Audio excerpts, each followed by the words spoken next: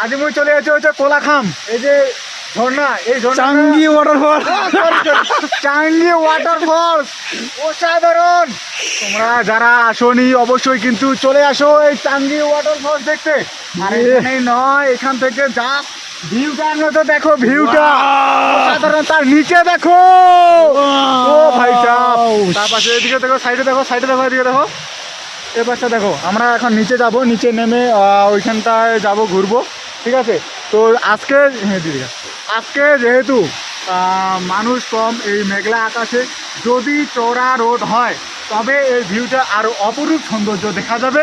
এবং কি তার পাশাপাশি যে ঝর্ণা আছে, সেই ঝর্ণার নিচ দিয়ে বয়ে যাওয়া জল যে এদিকে বয়ে যাবে, সেই এই বয়ে যাওয়ার ফলে এদিকে যে পাহাড় সৌন্দর্য আছে, সবুজে ঘেরা প্রাকৃতিক সৌন্দর্য আরও এই মাথার মধ্যে অপরূপ চাপ সৃষ্টি করবে, কিন্তু মনটা অনেক সৌন্দর্য লাগবে। তোমরা কিন্তু চলে আসো।